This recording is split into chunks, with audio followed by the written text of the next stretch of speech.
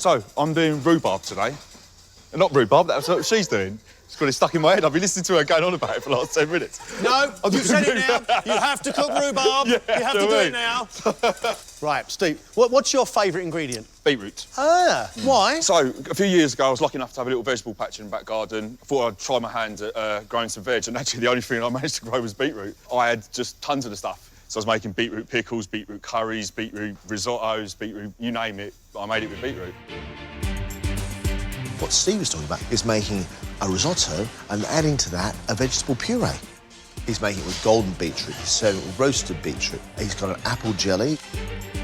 I hope it's not too much like baby food. 30 minutes gone, 1 hour left. Saliha has a style I've never seen before. It is the food of Pakistan and the food of North Africa coming together, and it is absolutely fascinating. I already feel a lot more confident today because I've got my spice box. So as soon as I get my turmeric and my chilies, I'm like in heaven. I'm like, okay, now I'm sorted. You've used so many ingredients in this competition already. I'm scared to ask you what your favourite one is. Cauliflower is my favourite ingredient. You're featuring cauliflower, yet you've got a mango on the go. What is your dish? Basically a trio of cauliflower-based Indian canapes. One is a cauliflower paratha with a curry. The other is cauliflower rice with dal and a cauliflower pakora. And the third is a potato and cauliflower tikki, which is like a croquet. And I'm serving that with mango chutney and coriander chutney. So again, we've got an array of stuff. We have an array of stuff, but this time everything in one will match the other. We've got a mixture and a feast of cauliflower spiced in many different ways. The thing for Saliha is we know she spices really well, we know she flavours really well, but how's it going to look on a plate?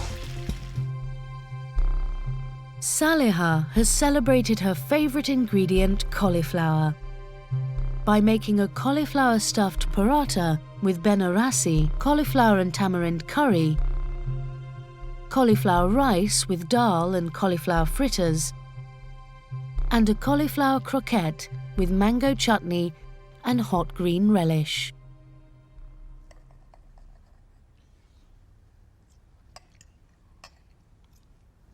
Delicious.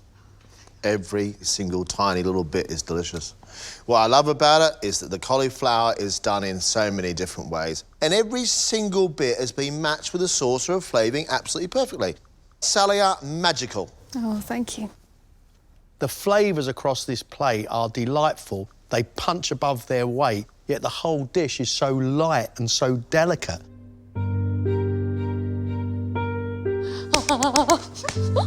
So excited. You feel like you're like a school kid who's done something really good and is given, like, a teacher gave them a sweetie or something. Steve has made beetroot risotto with roasted baby beets, curd cheese, beet crisps, apple gel, and beetroot and balsamic puree.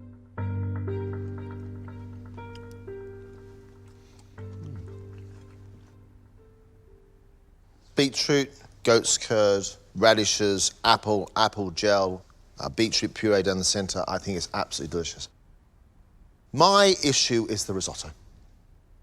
It has the texture of baby food, but you've got puree running through the rice, which means it's very, very loose.